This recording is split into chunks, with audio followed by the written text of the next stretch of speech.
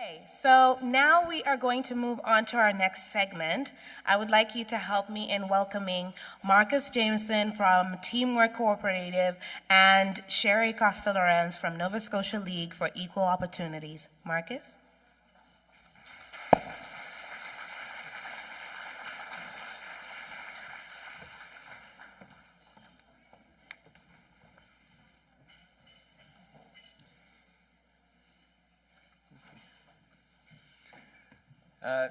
Thank you, everybody.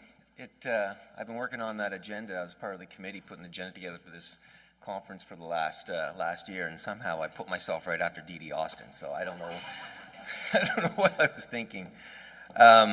Really appreciate everyone that is here today. We really didn't know who was going to show up given the weather. It's not that nice out, and I have to say I'm really, really touched and almost emotional that we have a full house. And it really, and I'm sure I can speak for Sherry too, it really, really means a lot to us that you felt that this was so important that you would come and join us today. And I just want to celebrate that and just say thank you to all of you for doing that, for showing up. So good morning. I'm Marcus Jamieson, the Executive Director for TEAM Work Cooperative at Nova Scotia Works. And I go by the pronouns he, him. I'm wearing a black suit and a white bow tie. I wear glasses and I have a very bald head, which I'm sure most of you have made a lot of jokes about that over the years. I know my staff have. And some people refer to me as Mr. Clean, if that gives you a little bit more. I don't know if that's an insult or a compliment, but I'll take it. So as I said, it's truly, truly remarkable to see a gathering of community partners, organizations, employers, government officials from across Halifax and Nova Scotia. And I'll just say it again, we really appreciate you showing up here today. Given it's like, now it's turned into almost like a blizzard, which is just incredible. Yeah, don't even say it, sorry. Wipe that from the record. So today, as we celebrate United Nations International Days of Persons with Disabilities, we stand united by a powerful vision, a province where everyone belongs. And this year's UN theme, Fostering Disability Inclusive Societies for Advancing Social Progress, isn't just a global aspiration. I think it's our local imperative. But to advance inclusion meaningfully, we must also confront an uncomfortable truth. And despite our good intentions, our approach to disability inclusion remains fragmented in many ways. The employment gap still persists. Thousands of skilled Nova Scotians are not fully included in our workforce. We see job seekers navigating a maze of disconnected systems, repeating their stories, facing gaps between programs, and often too falling through the gaps and the cracks. And government is developing thoughtful policies. Employers are more open to inclusive hiring than ever before. In community organizations, many in this room are delivering excellent programs. But unfortunately, too often, we are operating in isolation. And the cost to this fragmentation, I think, is not just inefficiency. It's human. It's us. For individuals with disabilities, it means unclear pathways, delayed supports, barriers that just should not exist anymore. And it means talent that's just sitting on the sidelines. And it impacts families. And some of you probably remember from last year's event, I shared about my son, Oak, who was having major difficulties attending school and other activities. And his world had just become overwhelming and confusing, disconnected. Everything was moving too fast for him. And he lost his confidence, he lost his joy, and he lost his sense of belonging. And many came up to me afterwards to thank me for sharing that story because they could relate. And Oak's story is clearly just not unique. Many across Nova Scotia face the similar barriers, not because we lack compassion or expertise, that's certainly there, but because our systems just aren't connected like they should. And the solution isn't just necessarily more programs, although if there's any funders in the world and you have a program, talk to me. But that's not necessarily the solution. It starts with reimagining how we work together right now. We coordinate rather than duplicate. We collaborate rather than compete. We build partnerships with government and community leaders rather than working in silos. We include the business community as full partners rather than leaving them on the sidelines. And I believe that this collaborative model lets us combine strengths and align supports and design services around people, not the systems. So let me ask you, isn't this the systems level change the UN is calling for? I think it is. And I think this shift could be led right here in Nova Scotia. When we work collaboratively, the benefits ripple throughout our entire community. And for individuals with disabilities, it means clearer pathways, timely supports, full participation in community life. For our employers, it's access to untapped talent, increased innovation, and just more resilient workplaces. And for the government, better outcomes, smarter use of resources, policies that drive change. And for Nova Scotia, this beautiful province, a reputation as a national leader in accessibility, a province where inclusive businesses welcome everyone, where schools adapt thoughtfully, and where public spaces reflect the diversity of our province. And I've seen what collaboration can do. So today, as an update for Oak, he's thriving again. He's back in school, he's confident, he's joyful. Well, he's a teenager. I don't know if I could call him joyful, but he seems to have managed the art of being joyful and melancholic all at the same time. But to put it simply, he's himself, and that's what we all want. And that happened because the systems came together, educators, healthcare providers, community organizations, and family all working together. So what can we do? And the transformation, I don't think, is just abstract. I think it starts with some concrete steps. Let's commit to cross-sector partnerships. Government, educators, employers, community organizations cannot work in parallel. And only by working collectively, rather than in silos, can we create inclusive, effective solutions. We must center the voices of persons with disabilities. Nothing about us without us. Nothing without us about us is not a slogan, it's a standard. Designed for inclusion from the start, accessibility should be foundation, not retrofitted. And let's start sharing our successes. There's a lot in this room right now. And we highlight what works, we inspire others to follow, our stories demonstrate the impact of collaborative inclusion. And these narratives shift our perceptions and inspire others to join our movement. And each of us, regardless of the sector we're from in this room, has a role in building a Nova Scotia where everyone rises. So as we honor the International Day of Persons with Disabilities, we stand at a real pivotal moment, I think. We can continue with our fragmented efforts, or we can choose more collaboration. Build a model that transforms our province and sets an example for the rest of Canada. And the United Nations reminds us, inclusive societies advance progress for everyone. And I believe that deeply, not just as a leader, but as a parent who has witnessed what collaboration can make possible. So as I leave you today, if you guys enjoy your day, I should say, I'm not going to leave you, I will be here. I invite you to carry this message with you. True inclusion isn't found in any single program, policy, or organization. It's found in our commitment to work together. Thank you for being here. Thank you for your leadership. Thank you for building a Nova Scotia where every person belongs, contributes, and thrives. And now, I am pleased to introduce our co-host of the event, Sherry Costa-Lorenz, the Executive Director for the Nova Scotia League of Equal Opportunities, and Leo. Sherry.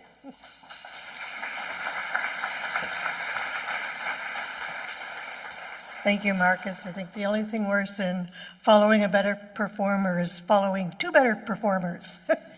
So good morning, everyone, and welcome to the 2025 United Nations International Day of Persons with Disabilities.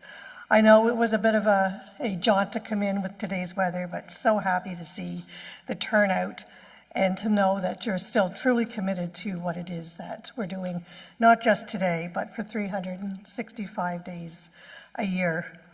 I'm a petite teenager with blonde hair and blue eyes.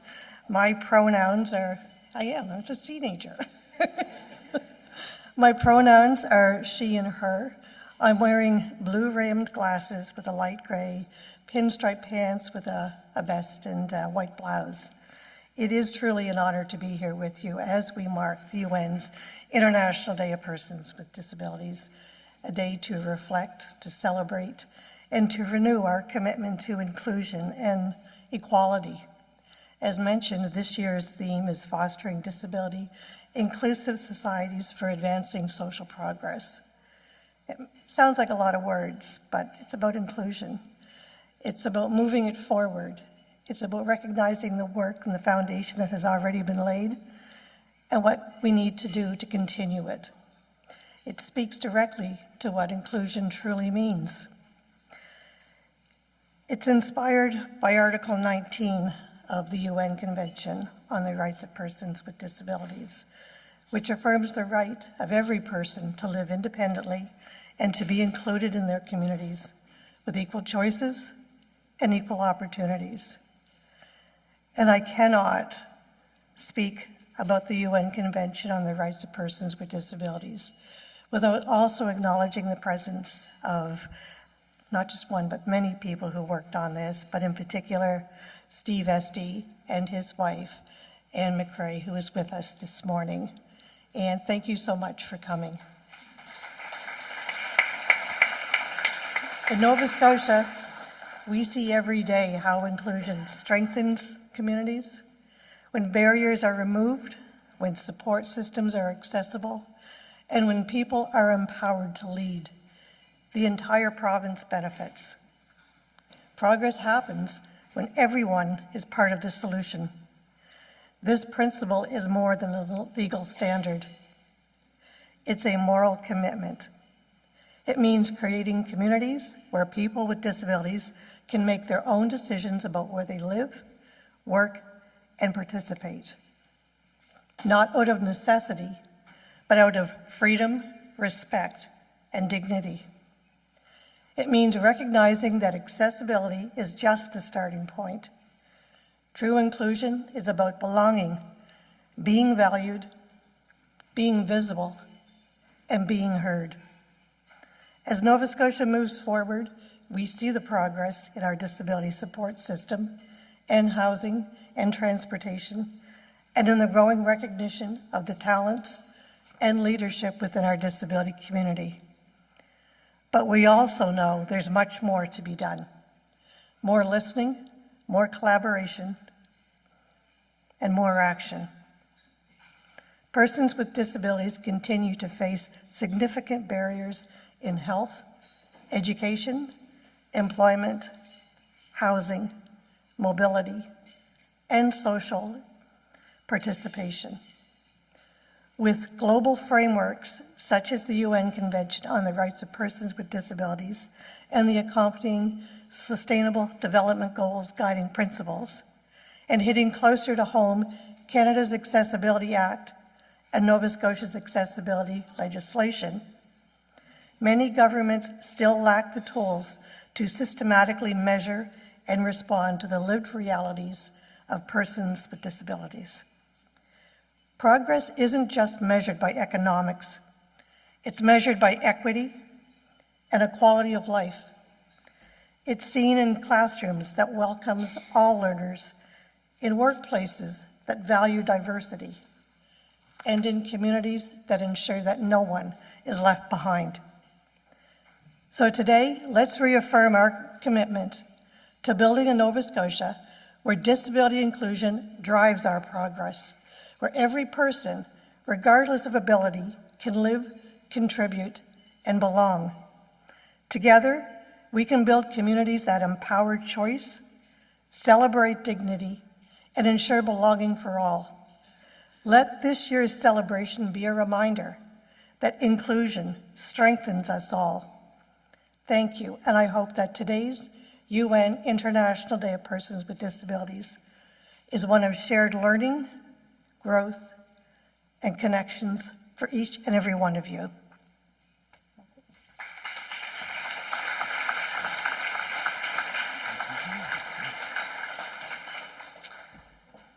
So I have the pleasure of introducing our next speaker, Amy Grant, the ability coordinator at TEAM Work Cooperative. She is from Ugduk. I probably butchered that, Amy. I apologize. I have been practicing it, but clearly not enough. The Mi'kmaq word for Newfoundland. But Jabuktuk has been her home for most of her life. She recently completed her Master's of Public Relations and brings a background in communications, nonprofit work, event planning, and accessibility. Amy's lived experience as an intersectional human with a diverse identity informs her work, allowing her to approach a disability inclusion from a unique and holistic perspective. In her current role, she supports people experiencing disability in exploring employment through short-term mentorship opportunities. She is passionate about creating inclusive spaces for everyone can feel valued and supported. Amy Grant.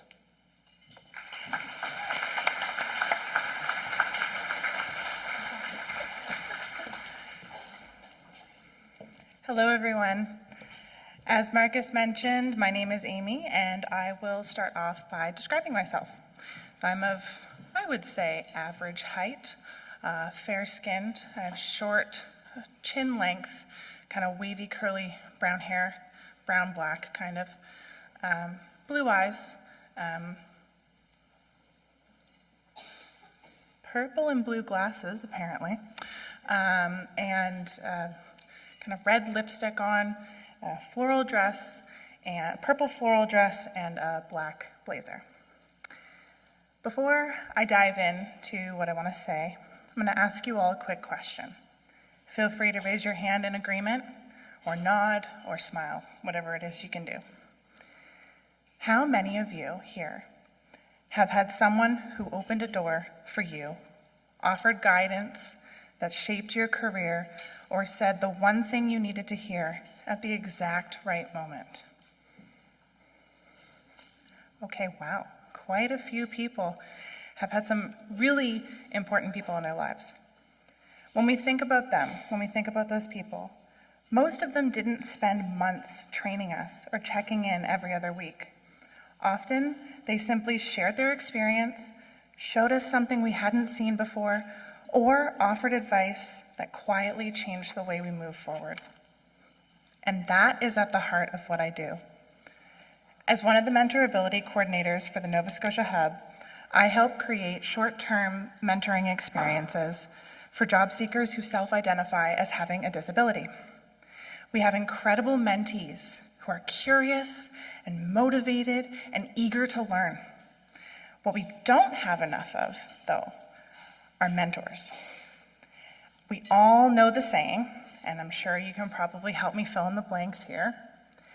It's not what you know, it's who you know. Thank you. And in employment, that's often the difference between opportunity and barriers. MentorAbility creates that warm introduction, a real conversation with a real person. And suddenly, a career path feels more possible. So to show how varied these matches can be, I have a few quick examples. Some of our best mentorships have been 1-hour virtual calls, which are fantastic for accessibility. Mentees can ask industry questions, get interview tips, have a mentor review their resume, and so much more. We've also facilitated mentorships in some pretty cool settings. A fashion design entrepreneur spent several hours with a seasoned designer in her studio. As the facilitator, I once had the privilege of spending the entire morning with cats and dogs, while a mentee asked a dog groomer questions and even helped with a grooming service. We matched an electrical engineer with a mentee for a facility tour, which then led to a very long technical conversation about power circuits That just completely went over my head. And one of the event planners for this event, Ability to Rise, mentored an entrepreneur in event management. If a mentee wants to explore a career, we do our best to find someone in that industry. These short experiences are powerful. For mentees, they build confidence, expand networks, and help someone feel genuinely seen and heard. For mentors, they spark learning, shift assumptions, and introduce you to emerging talent you may never have met otherwise. And honestly, at events like this, there are so many potential opportunities right here in this room. You never know if you, or you, or you, or you, or you, or you, or you, or you, or you could be a great mentor. So how can you get involved? Great question, Amy. There are a few ways. At our table in the entryway, as Otney has described before, we have a beautiful raffle basket filled with MentorAbility swag and treats that we'll be drawing for later today. When you fill out a ballot, make sure to check off the box if you're interested in learning more about becoming a mentor. If you already know you're interested, and I'm not sure if it's up on the screen now or if it will rotate throughout the day, but there's a QR code on the screen, either one of the screens as it rotates through, or on the tablet at the table where the basket is. And you can scan this QR code to schedule an intake meeting with me to learn more about how you can get involved. And of course, if you have any questions, you can come talk with this chatty newfie at any point during the day. Before I introduce our next speaker, I'd like to leave you with one final thought, just to kind of summarize what I've said. Sometimes the thing that changes a person's career isn't a job offer. It's a conversation. As little as 1 hour of your time can completely change the direction of someone's life. Thank you.